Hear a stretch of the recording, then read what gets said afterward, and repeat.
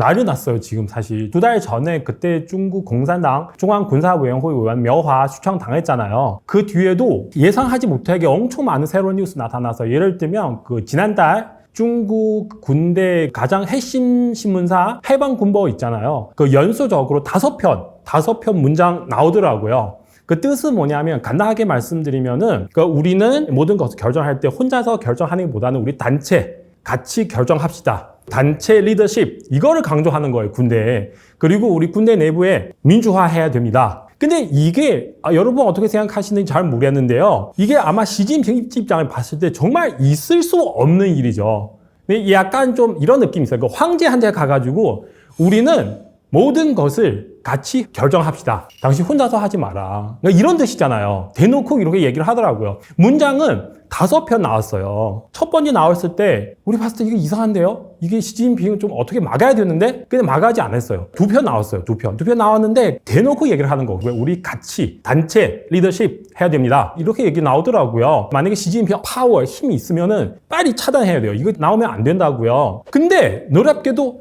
3편 또 나오더라고요. 그러니까 우리 당내 민주화해야 됩니다. 되게 충격적인 건 뭐냐면 그 문장 안에서 이런 얘기 하더라고요. 당선인은 반장이에요. 반장. 가장은 아닙니다. 그러니까 모든 것을 결정할 때 같이 상의해서 결정해야 됩니다. 그러니까 반장이랑 가장, 여러분 차이 느끼실 수 있죠. 반장은 단지 반장. 우리 무시해도 되잖아, 반장. 가장은 집안의 모든 일 다 결정할 수 있는 사람이잖아요. 이 정도 얘기 나왔어요. 이게 뭐예요, 이게 여러분? 와, 저도 옆에 봤을 때 이게 뭐예요? 이게 3편 나오잖아요? 시진핑 아무리 해도 이거 차단해야 되는데 또 4편 나오고요. 5편까지. 그래서 제가 봤을 때는 이게 진짜 시진핑을 반대하는 세력 엄청 컸구나. 짱샤 그 사람들은 진짜 힘이 세구나. 이 정도 얘기할 수 있게끔 이렇게 만들었구나. 그렇게 느낌 받았어요. 말이 됩니까? 안 되죠. 그래서 시진핑은 파워는 진짜 약하게 되고요. 그리고 또 뉴스 나왔는데 저도 엄청 충격받았어요. 뭐냐면 명화까지 수청당했잖아요.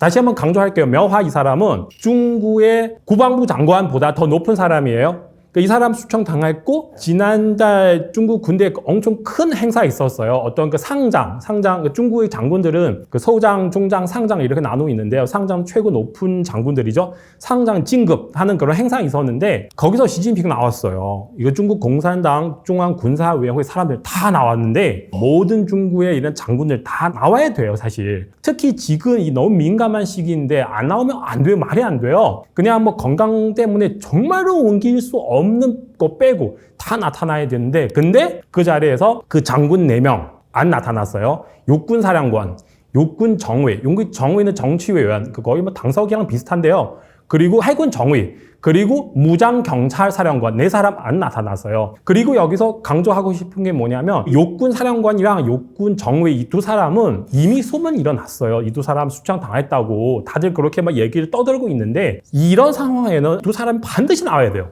안 나오면 진짜 문제 생기는 거잖아요. 그런데 안 나왔어요. 그러면 무슨 뜻이에요? 이 4사람도 수청당했어요. 지난달 12월 23일 일인데요.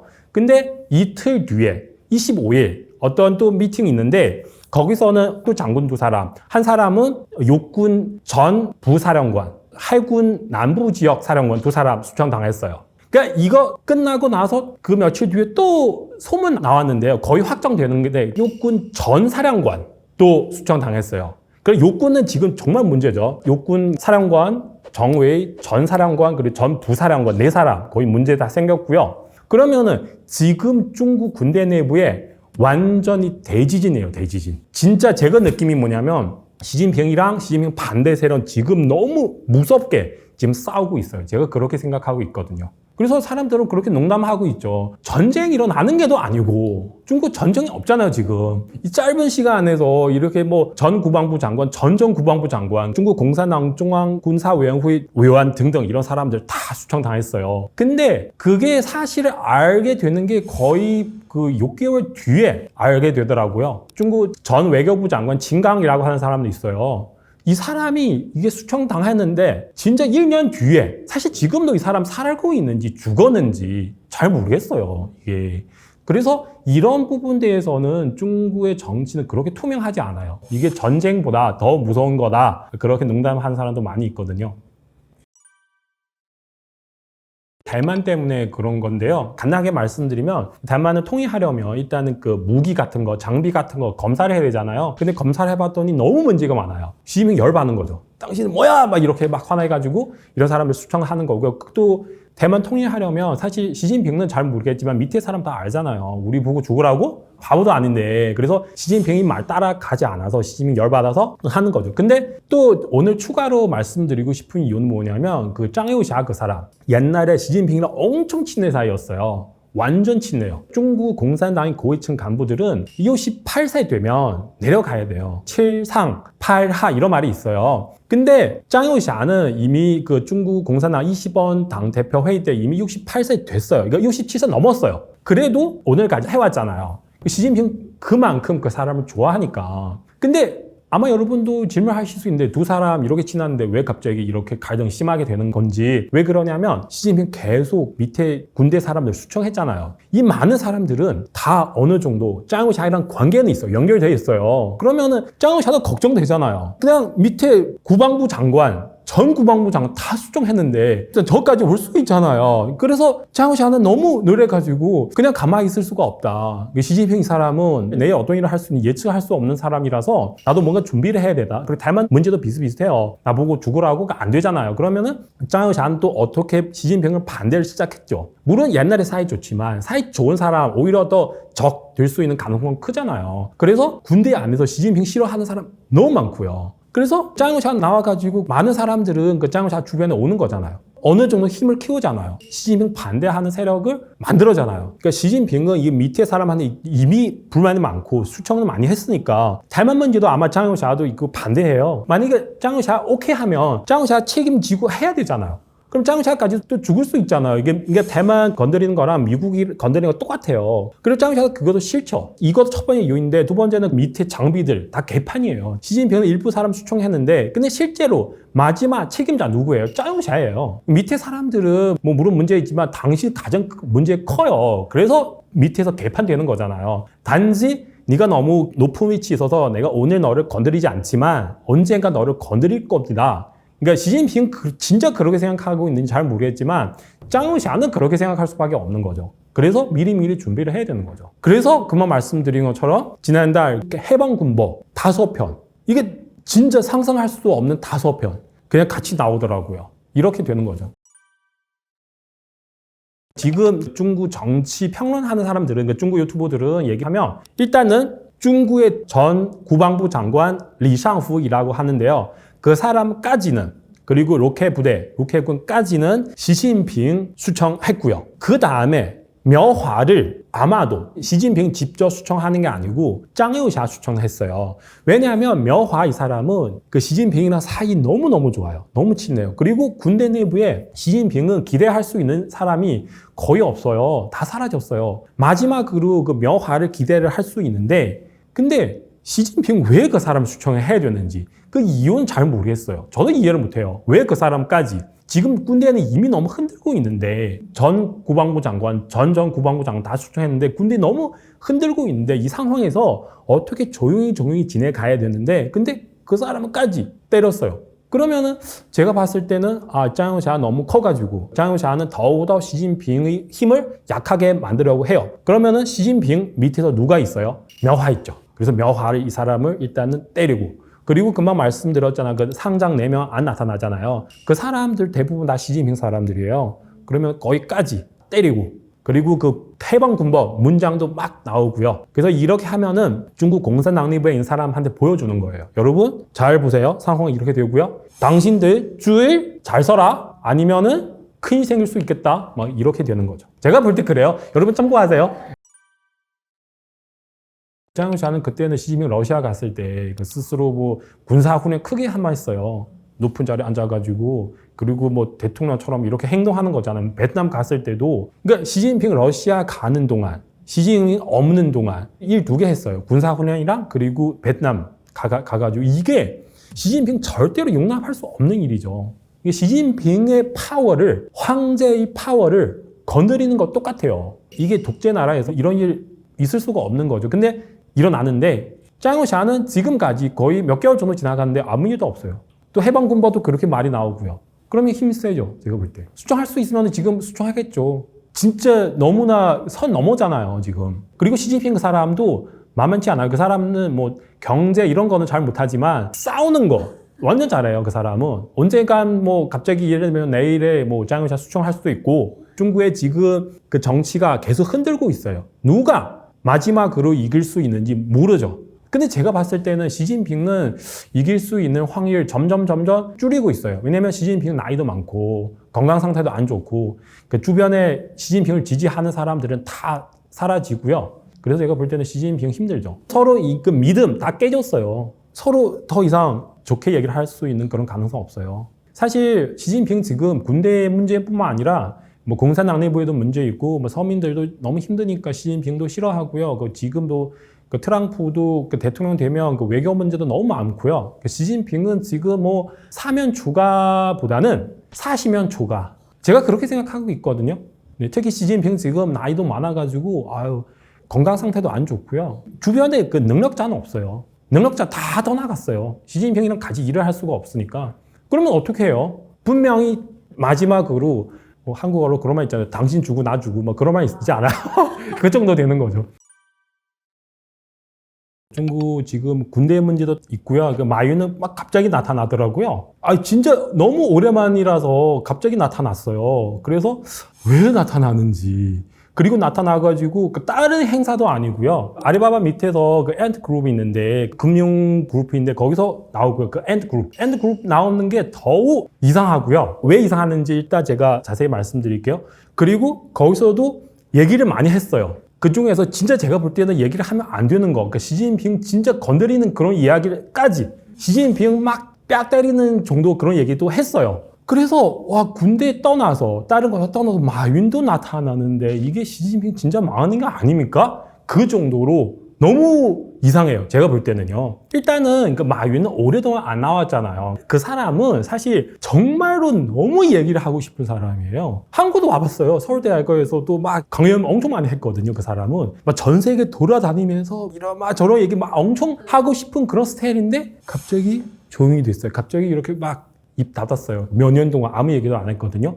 그래서 왜 그런지 그 시진핑 그 사람을 엄청 싫어해요. 엄청 그 사람을 막 이렇게 저렇게 막 했어요. 그래서 되게 조용히 있었는데 갑자기 왜 나타나는 거죠? 그 용기를 어디서 얻었는지 그 사람들은 질문할 수 있잖아요. 그죠? 그리고 다른 그 행사 많은데 하필 엔트 그룹. 그 엔트 그룹이랑 그 시진핑이랑 굉장히 큰 관계가 있는 거죠. 왜냐하면 엔트 그룹은 2020년 상장해야 돼요. 홍콩이랑 그리고 상하이 상장을 해야 되는데 마윈은 그 전에 무슨 얘기를 했어요. 시진핑 듣기 싫은 얘기 했거든요. 그래서 시진핑 엄청 화내가지고 엔트 그룹 상장하는 자체를 막아버렸어요. 하지 마! 이렇게 해버렸어요. 그러면 엔트 그룹을 얘기를 하면 사람들은 다 시진핑 생각나는 거죠. 그러니까 시진핑은 이 사람이 진짜 그 되게 좋은 민영 기업인데 상장하는 것을 못하게 해서 이 회사를 진짜 안 좋게 만들었다. 그러니까 어쨌든 사람들은 시진핑 앞에서 엔트 그룹을 가능하면 얘기를 안 하죠. 근데 금방 말씀드리는 것처럼 마윈은 오래도 나타나는 것도 이상한데 다른 행사도 아니고 하필 엔트 그룹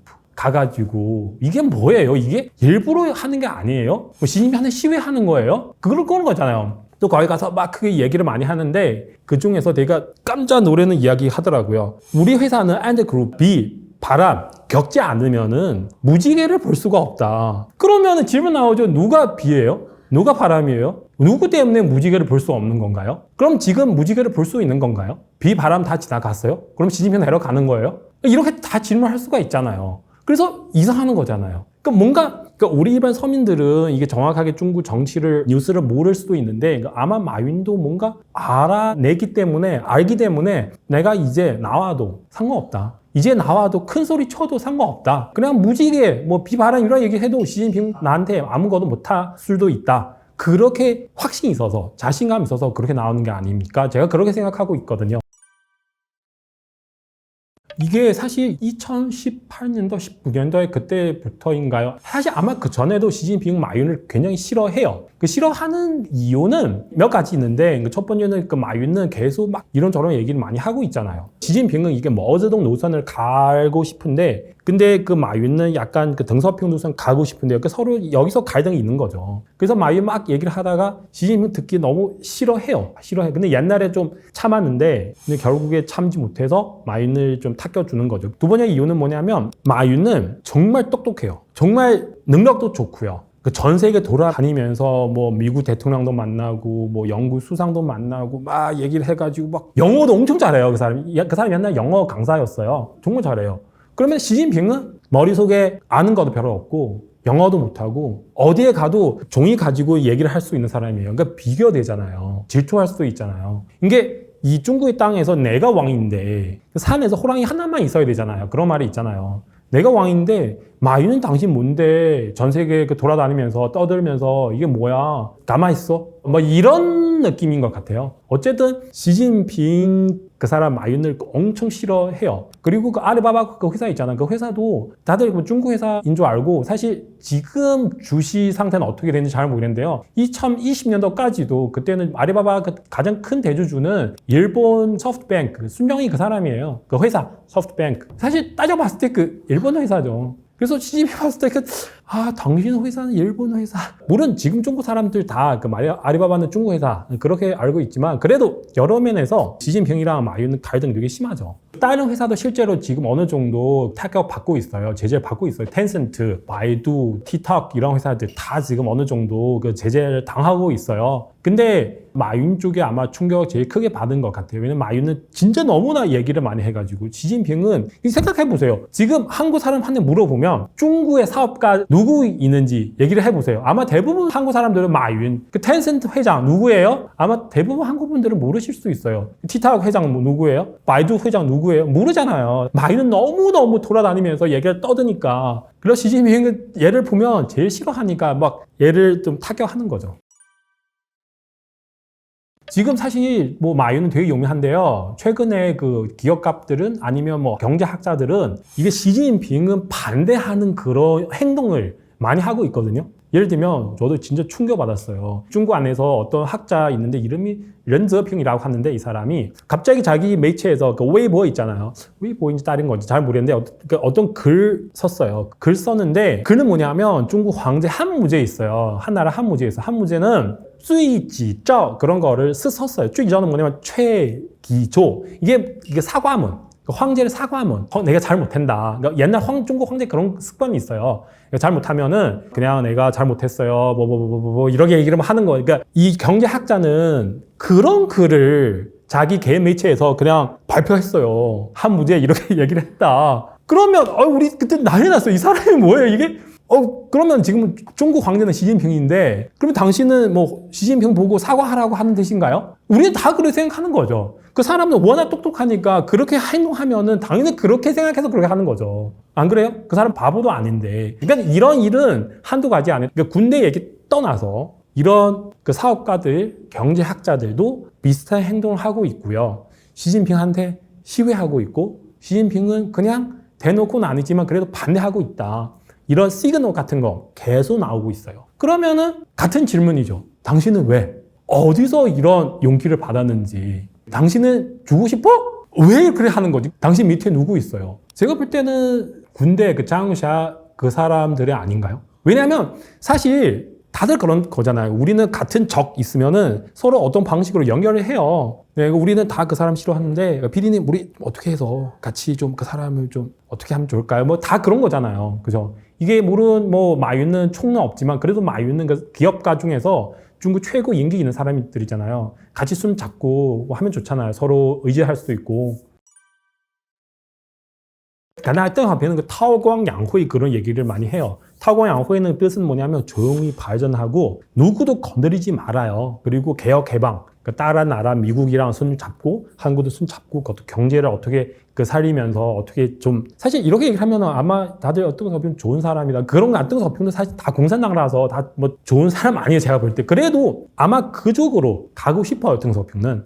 뭐 뒤에 후진타오까지 다 그렇게 하는데 근데 시진핑은 그렇지 않아요. 지금 우리 이미 중국이 엄청나게 강한 나라라서 우리는 힘이 세요. 막 시진핑 뭐 거기 앉아서 나는 황제다. 밑에 봤을 때 한군이 여기 있어요. 이게 미국 뭐야? 미국 또 우리 좀 어떻게 싸워야 되지 않을까? 미국?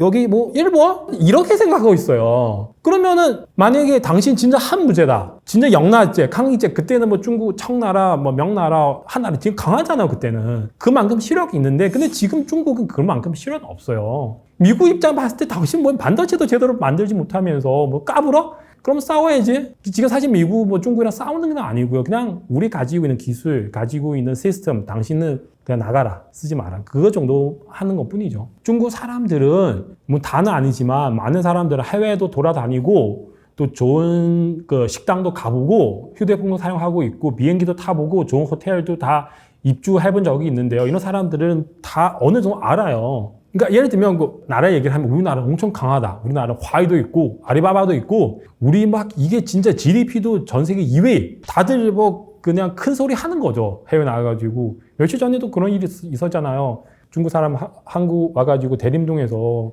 담배를 피우는데 중국 사람들이에요. 식당 안 내서. 그래서 한국 분들은 담배 피우지 마세요. 그래 하는데 욕하더라고요. 욕하고 막 한국 사람들 뭐가 대단해 막 그렇게 얘기해가지고 싸웠어요.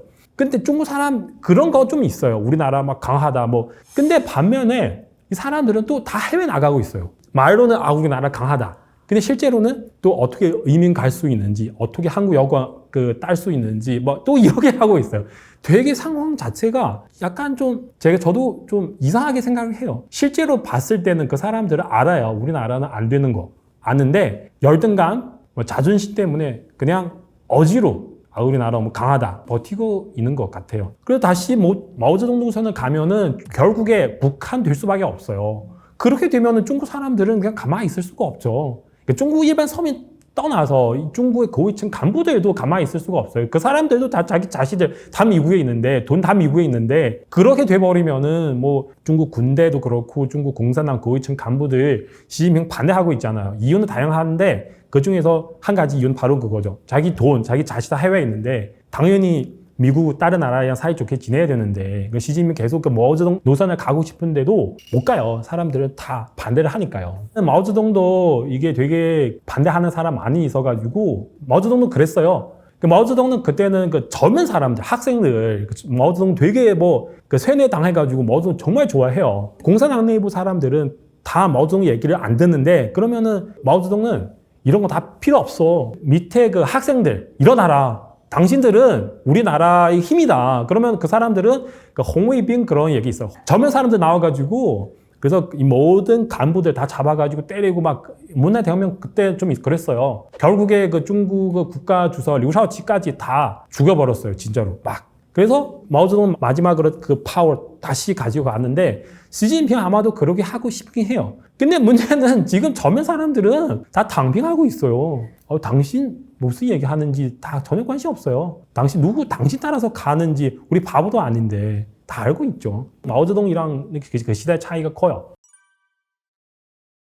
항상 중국 얘기를 하면 내일에 어떤 일이 일어날 수 있는지 저도 지금 예측할 수 없어요. 뉴스 봤는데 어떤 사람이 중국 안에서 위장 출근 회사 만들었어요. 그러니까 이렇게 말씀드리면 아마 여러분 이해 못 하실 수도 있어요. 그게 뭐라고요? 가짜로 출근하는 회사? 위장 회사? 이게 뭐죠 말이죠? 그게 뭐냐면 중국 실업자 엄청 많거든요. 너무 많아가지고 이런 사람들 실업을 했는데 일부 사람들은 그러니까 가족한테 얘기를 할 수가 없어요. 왜냐면 가족들을 걱정하니까. 그래서 그냥 위장 출근하는 거고요. 아침에 일어나서 스타벅스 커피점 가가지고 커피를 마시면서 저녁에 집에 들어가는 거고요. 출근 척 하는 거죠. 근데 이런 사람들은 이렇게 하면 너무 힘들어요. 그 스타벅스도 커피 비싸요. 한 잔 한국 돈으로 또 거의 4, 5천 정도 돼요. 근데 그 중국 사람한테 엄청 비싼 돈이죠. 그리고 한 잔만 버티면은 얼마나 눈치 보겠어요. 한 잔만 하루 종일. 그죠? 그래서 여름엔 또 불편해요. 갑자기 예를 들면 가족 연락해서 아빠 내가 회사 한번 가볼까? 이렇게 하면 또 어떻게 대답을 해요? 여름에는 힘드니까. 그래서 그 사람이 아마 이 시장을 보니까 차라리 내가 회사 만들어서 여러분 스타벅스 가지 말고요. 우리 회사 오세요. 여기는 진짜 저렴하게 돈 많이 낼 필요 없고 거기서 뉴스 나오는 게 하루에 한국 돈으로 5,000원 정도? 여기서 편안하게 커피도 뭐 우리 뭐 스타벅스 좋은 커피 없지만 그래도 싼 커피 있잖아요. 맘거 드세요. 뭐 예를 들면 그 음식 같은 것도 제공하고 여기서도 뭐 같은 실업자들이 많아잖아요. 서로 얘기도 할 수 있고 무슨 새로운 기회도 서로 뭐 생각날 수 있지 않을까. 그래서 가족 갑자기 찾으러 오면 회사잖아요, 여기서. 그죠? 어쨌든 이런 회사 만드는 소식 들었는데 그래도 여기서 사실 이런 소식이 진짜인지 가짜인지 저도 잘 모르겠어요. 어쨌든 뉴스 떠가지고 사람들은 다 너무 충격받았어요. 이런 회사도 있고 이런 회사도 만들 수 있네요. 이게 진짜 한 시장이 있는 회사 아닌가요? 뭐 기회인 거 아닌가요? 왜냐면 실업자 너무 많아가지고요. 신기하기도 하고 저도 많이 신기했어요. 사실 저는 중국 뉴스대에서 이미 느낌이 많이 사라졌어요. 아무리 신기한 뉴스 나오더라도 별거 아니다. 저도 뭐 그러는데 이 뉴스를 보니까 이 정도까지? 와, 진짜 너무 충격받았어요. 위장 출근하고 싶은 사람 위해서 준비하는 회사. 이 정도까지. 그리고 아마 여러분 이렇게 질문하실 수 있으니까 이런 회사 돈 벌 수 있어요? 왜냐면 지금 중국 많은 도시 안에서 비어있는 아파트, 비어있는 건물 많아요. 거기서 들어가면 그냥 관리비만 내면 돼요. 임대료 같은 거 낼 필요 없어요. 이런 건물 하나를 얻어가지고 그리고 책상 엄청 그 한국 독서실 같은 거 있잖아요. 뭐 책상 쫙 만들어가지고 사람들 들어와서 그냥 앉아있고 그렇게 하면 아마 수입 창출할 수 있지 않을까요?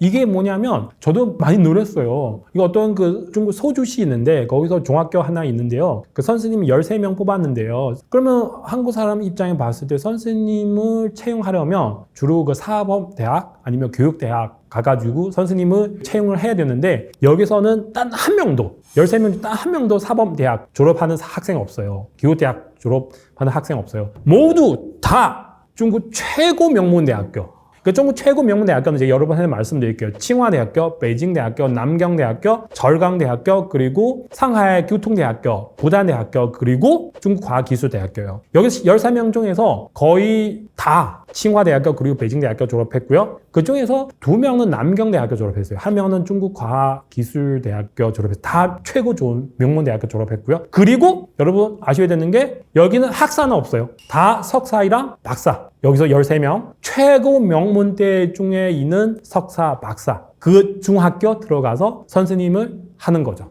그러면은 이런 사범대학 졸업하는 학생들, 일반 대학교 졸업하는 학생들은 어떻게 취업할 수 있을까요? 그죠? 엄청 힘들어요, 지금. 제가 이거는 확실해요. 이 뉴스 이미 떴어요, 이게. 제가 이게 정말 확인할 수 없는 거는 제가 또 말씀드리고 진짜 거는 또 말씀드릴게요, 여러분. 이런 학생들은 옛날 같은 경우는 다 그 외국 회사, 특히 미국 회사 많이 들어가요. 미국 뭐 인텔, 뭐 테슬라 아니면 그 월마트 뭐 이런 좋은 회사 다 들어가는 거예요. 연구소, 뭐 삼성 다 들어가는 건데 최근에 이런 외국 회사들은 다는 아니지만 많이 떠나고 있잖아요. 지금 삼성은 거의 다 나갔어요. 뭐 헤닉스 그 D램 그리고 뭐 삼성이 그 넷플래시 빼고 거의 다 나간 것 같아요. 물론 조금 다른 것도 있는데 거의 다 나갔어요. 그러면은 이런 좋은 대학교 졸업하는 학생들은 좋은 이 자리를 구할 수가 없죠. 그래도 그 선생님 그 자리가 좀 안전하잖아요. 그래도 오랫동안 할 수가 있으니까 거기서 지원하는 거죠.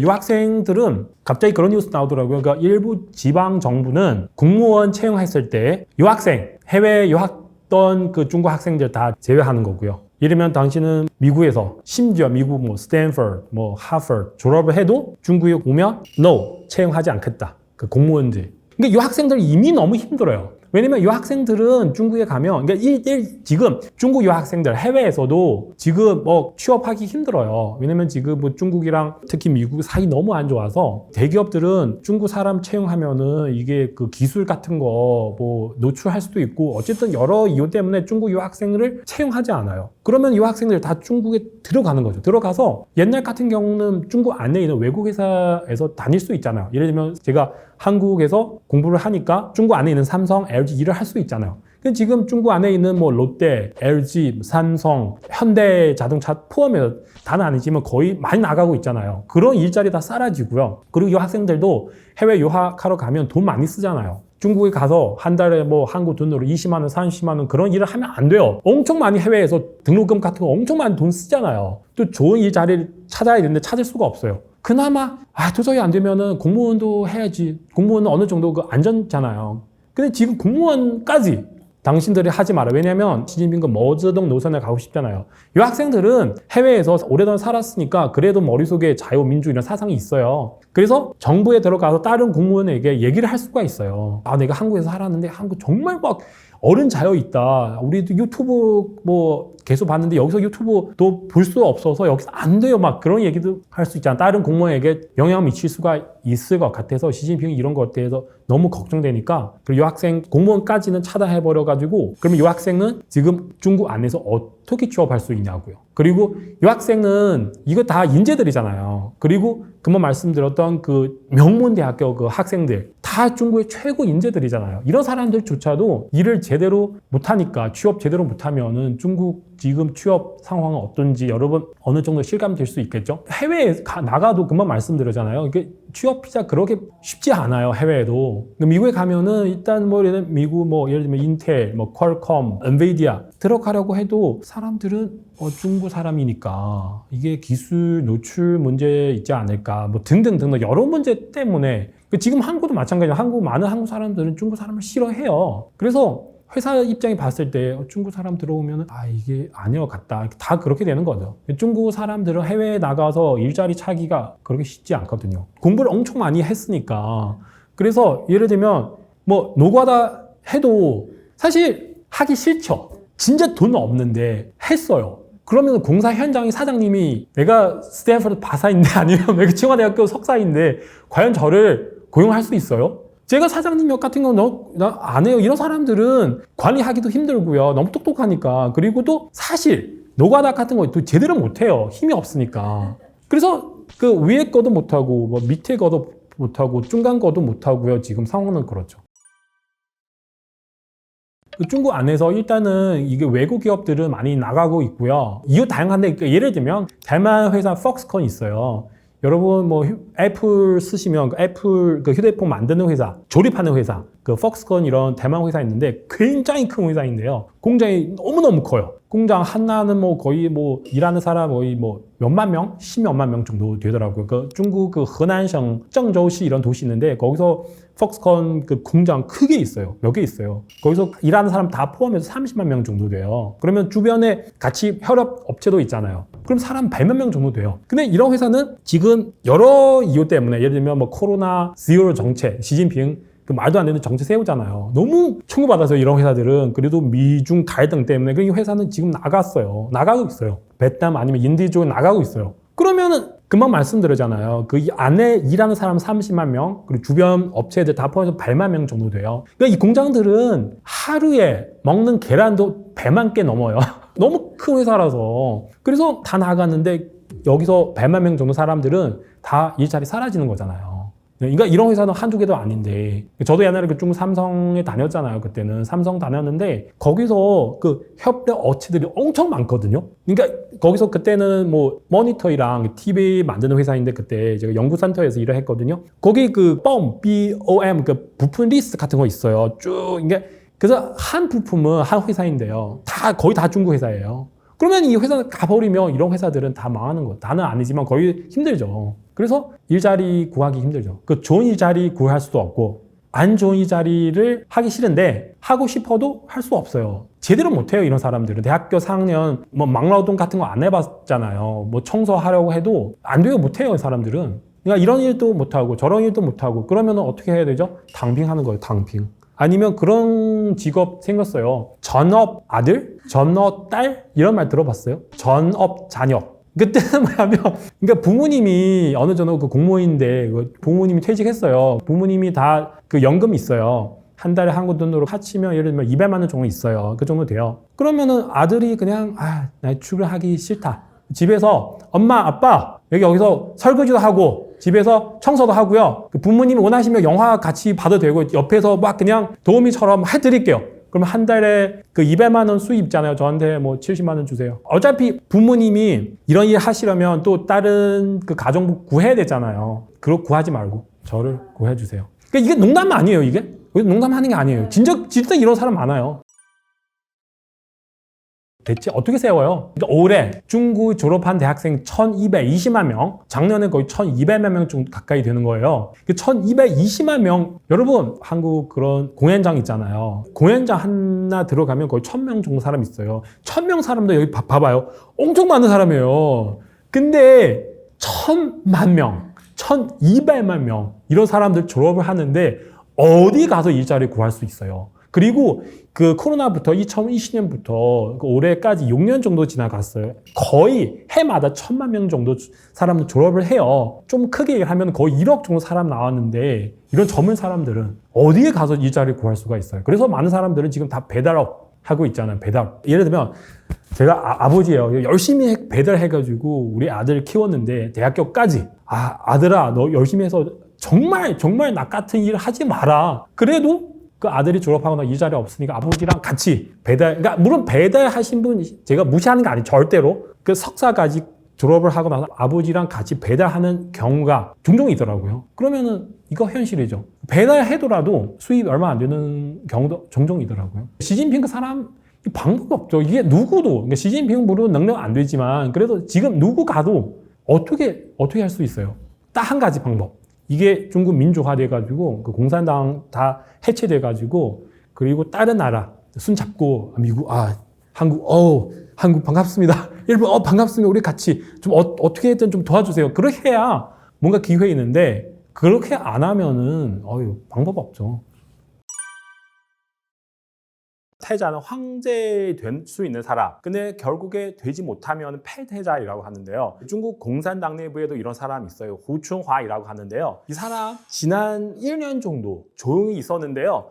갑자기 나타나더라고요. 막 여기도 가고 저기도 가고 얘기도 하고 뭐 해외 출장도 갔어요. 그러니까 이런 거에 대해서는 너무 이상하니까 특히 또 짱용샤 이 사람도 거의 비슷한 시간 활발하게 같이 지금 활동하고 있잖아요. 시진핑 파워, 시진핑이 권력 정말 약하게 됐구나. 이 부분에서 저뿐만 아니라 많은 사람들은 집중 관찰하고 있어요. 패태자 돌아오는 것은 시진핑한테 너무너무 안 좋은 거고요. 그 짱샤 그 문제 있잖아요. 제가 볼 때는 짱샤 문제보다 이 패태자, 후준화 문제 더 커요. 중국 전 국가 주석 그 후진타오 이런 사람인데 후진타오는 시진핑 외에서 추천하는 후계자, 지정한 후계자 바로 후춘화인데요. 이 후춘화는 사실 옛날에 사람들 다 알고 있어요. 그 시진핑 그 다음에 후춘화 이 사람은 국가 주석 될 수 있다. 만약에 그렇게 되면은 지금 아마 여러분 그 중국 뉴스 통해서 후춘화 이런 얘기를 많이 들을 수 있는데 근데 시진핑 그 사람은 강제로 연민했잖아요. 연민해가지고 결국에 후춘화 이 사람은 국가 주석 될 수가 없어서 그냥 패태자 되더라고요. 그동안 진짜 무시를 너무너무 많이 당했어요. 이 사람. 시진핑 한에서 무시를 엄청 많이 당해가지고요. 자세히 말씀드리면 그 중국 공산당은 가장 핵심적인 조직 중국 공산당 중앙위원회 있는데요. 중앙위원회는 200명 정도 있어요. 200명 정도. 근데 200명 사람 중에서 25명 나타나가지고 그 중국 공산당 정치국 만들어요. 후춘화는 바로 옛날에 25명 사람 중에서 하나인데요. 중국 공산당 중앙위원회 정치국 위원 이 25명 사람 중에서 7명 사람 나타나가지고 중국 공산당 중앙위원회 정치국 상무위원회 만들어요. 225, 7명 이렇게 되는 건데 사람들은 그때는 어떻게 생각하고 있냐면 그 후춘화 이 사람이 그 이미 정치국 의원 되잖아요. 국가 주석 될 수 없어도 최소한 상무의원 7명 이 사람 중에서 들어갈 수 있지 않을까 다들 그렇게 생각하고 있거든요. 근데 결국에 그렇게 되지도 못했어요. 그 사람이. 그래도 그 25명 이 자리를 지킬 수 있지 않을까 그 자리도 지키지 못했어요. 결국에 금방 말씀드렸던 그 200명 정도의 중앙의원 그 자리에 내려가는 거예요. 그러니까 이런 상황은 역사적으로 봤을 때 아예 없다 그렇게 말씀드릴 수 없는데 거의 없는 상황이에요. 완전 무시당하는 거죠. 그리고 옛날에도 국무부총리 역할을 했는데 지금은 중국 정치협상회의 그런 조직이 있는데 거기서 부주석 역할 하고 있어요. 거기서 부주석 역할 하는 거는 사실 그 역할 있어도 되고 없어도 되는 거고요. 그때는 우리 옆에 봤을 때 이 사람이 그냥 시진핑 입장에 봤을 때 당신은 여기서 좀 있다가 나중에 나이 되면 그냥 집에 가라. 더 이상 아무 말도 하지 말고 아무 행동도 하지 마라. 그렇게 생각하고 있는데 근데 누구도 예측을 하지 못하게 이 사람이 갑자기 작년에 7월 중국 공산당 3종 전회 있었어요. 그때는 3종 전회 끝나고 이 사람 갑자기 너무 활발하게 나오고 있어요. 그 이유는 사실 역사적으로 봤을 때도 이 황제 폐태자를 좋아할 수가 없어요. 나올 때마다 사람들 생각나는 거잖아요. 이 사람은 국가주석 돼야 되는데 시진핑 그 사람은 왜 연미하는 거지? 나타날 때마다 사람 그렇게 생각할 수밖에 없는 거고요. 그리고 이거 첫 번째 이유인데요. 두 번째 가장 큰 이유 뭐냐면 비교되잖아요. 만약에 시진핑 정말 잘했어요. 막 경제도 막 잘 되고 뭐 외교 모든 거 다 잘했어요. 그러면 사람 할 말이 없는데 근데 지금 시진핑 상황 보니까 중국 전체 상황을 개판을 만들고 있어요. 지금 모든 거 경제 외교 막 잘 되는 거 하나도 없어요. 그러면은 호중화 나타나면은 사람들은 어떻게 생각하는 거죠? 진짜 호중화 되더라도 이 정도 되지 않은데 이거 서로 비교하는 힘이 너무 세가지고 그래서 시진핑은 두려워하는 거잖아요. 그리고 또 세 번째 뭐냐면 지금 시진핑을 반대하는 사람 너무 많잖아요. 호중화 자꾸 나타나면 사람들은 저도 그렇게 생각하고 있거든요. 시진핑 지금 무슨 문제 있는 거 아니에요? 호중화 계속 나타나니까 또 사람들은 우리 호중화 쪽에 가야 되지 않은가 다들 이렇게 생각하고 있기 때문에 어떤 면에서 봤을 때 호중화 이 사람 나타나는 게 시진핑한테서 좋은 점 하나도 없어요. 그래서 시진핑은 이거에 대해서 너무 싫어하고 너무 두려워하고 있는 거죠. 중국 공산당 20번 정부 대표회의 끝나고 2022년도에 그때 끝나고 호중화는 거의 존재감 다 사라졌어요. 이 사람 활동 좀 했었는데 그래도 거의 아무 소리도 없었어요. 왜 그러냐? 우리 봤을 때 당연히 시진핑 그때는 파워 엄청 세니까 당신에게 조용히 있어라. 까불지 마라. 나타나지 마. 그냥 아무 소리도 하지 마. 그런 것 같은데 근데 금방 말씀드리는 것처럼 작년 7월부터 3중 전회 끝나고 거의 짱유샤 비슷한 시간에서 짱유샤도 많은 활동하고 있잖아요. 호중화도 그때부터는 내몽고도 가고 그리고 중국 후난성도 가고 중국의 광서 자치구도 가고요. 거기 가가지고 막 얘기도 하고 그리고 마침 자기는 정말 큰 리더처럼 현지 있는 고위층 간부들 다 나왔어요. 호중화 만나고 이거도 모자라서 해외 출장 갔어요. 스페인 갔어요. 스페인. 사실 거기서 어떤 행사 있는데요. 그 행사는 옛날 같은 경우는 다 중국 국가 부주석 이런 사람 이게 정치협상회의 부주석 훨씬 높은 중국 국가 부주석 가야 되는데 근데 호중화 갔어요. 와 이게 시진핑의 입장에 봤을 때 그 선을 넘어도 너무 넘는 거잖아요. 그러니까 이게 뭘까요? 이게 뭐 호중화는 다시 돌아오는 게 아니에요? 패대가 다시 돌아오는 게 아니에요? 그렇게 생각할 수밖에 없는 거죠. 이게 중국의 정치를 봤을 때 이게 그냥 우연히 나타나는 거 하나도 없어요. 그리고 그 호중화 행동을 보니까 같이 짱유샤의 행동을 보고 해방군보 거기서 나오는 그 문장 보고 또 마윈 나타나는 시그널 보고 같이 보면은 정말로 시진핑 파워 정권 문제 생겼구나. 이거 틀림없이 문제 있어요. 아니면은 이게 호중화 나타날 수도 없고요. 또 이런 얘기 나오고 있어요. 그러니까 호중화 이 사람 혹시 이미 시진핑에게 시진핑 내가 좀 열심히 하겠습니다. 이렇게 그렇게 되는 게 아니에요. 시진핑 봐줘가지고 그래서 하는 게 아니에요. 제가 볼 때는 호중화는 사실 최근 활동을 많이 했는데 근데 이런 활동들은 제가 볼 때는 너무 쉬운 일이에요. 그러니까 가면 돼요. 만약에 이런 경우 있어요. 정말 호중화 어떤 특별한 능력이 있어요. 이거를 꼭 호중화 해야 된다면 시진핑 아무리 호중화랑 갈등이 있어도 호중화 이렇게 죄송합니다. 잘하겠습니다. 그렇게 하면은 시진핑 아마 봐줄 수 있고 호중화한테 시킬 수 있어요. 왜냐하면 호중화만 할 수 있으니까. 근데 호중화 지금 했던 일 보니까 누구나 사람 나도 할 수 있어요. 거기 가면 앉아서 얘기하면 되잖아. 거기 비행기 타고 뭐 자고 막 하면 되잖아. 그러니까 이런 일 굳이 호중화한테 시킬 수 있는 없어요. 이게 누구나 할 수 있으니까. 그런 뉴스 보니까 호중화 나타나는 이유는 분명히 내가 살아있다. 내가 지금 안전하게 살아있어요. 제가 아무 문제도 없다 여러분. 내가 스스로 나타날 수도 있고 그런 거잖아요. 그래서 이게 단순하게 호중화 이미 시진핑한테 다 뭐 완전 묻어졌다 뭐 이런 거 아니고요. 분명히 무슨 다른 문제가 있을 것 같고요. 뭐 단지 이 부분 저희 생각하고 있고요. 여러분 참고하세요. 네. 제가 볼 때는 분명히 밑에 무슨 관계가 있을 것 같아요. 왜냐면 그런 말 있잖아요. 한국어 그런 말 없어요. 적이었으면은 친구다. 그러니까 우리 다 시진핑을 싫어하니까 밑에서 뭔가 연결될 수 있지 않을까요? 왜냐면 지금 중국 공산당 내부에 군대 내부에 시진핑을 반대하는 사람 너무 많고요. 반대할 사람이 있으면 분명히 무슨 리더 나타나야 돼요. 그러니까 우린 다 같이 그 사람 반대하는데 우리 많은 사람 중에서 뭔가 리더 나타나야 돼요. 그럼 군대에서는 당연히 짱유샤인데요. 그러면 중국 공산당 내부 누구냐? 옛날에 중국 전 국무총리 리커창이라고 하는 사람이 있어요. 근데 그 사람 죽었어요. 왜 죽었는지 다들 시진핑 때문에 아닌가 그렇게 예측하고 있는데 물론 저도 증거는 없지만 어쨌든 그 사람 죽었어요. 옛날에 그 사람 진짜로 본격적으로 시진핑을 반대하는 사람인데요. 죽었어요. 그러면은 중국 공산당 내부에 우리 과연 누구 따라서 해야 되는지 후춘화는 태자잖아 옛날에. 지금 패태자였지만 그래도 이 사람 중심으로 뭐가 움직여야 되지 않을까. 이런 거 다 생각해보니까 후춘화이랑 창요샤 뒤에 뭔가 연결이 되는 거 있지 않을까. 특히 두 사람이 거의 비슷한 시간에 활발하게 지금 활동하고 있기 때문에 후춘화는 사실 이 사람은 제가 봤을 때는 특별한 그렇게 능력이 있거나 아니면 특별한 강한 사람도 아니고요. 약간 좀 그 후진터파인데 후진터파 특징이 뭐냐면 태자당이나 무슨 당의 파 사람 다 용납할 수 있는 사람이에요. 그러니까 꼭 이 사람은 능력 뛰어나라 아니에요. 그러니까 우리 다 봤을 때 이 사람은 괜찮다. 이 사람은 왜냐면 누구도 건드리지 않아가지고 그래서 이 사람은 우리 다 용납할 수 있다. 차라리 이 사람 나와서 하는 게 더 좋지 않을까. 이런 거죠.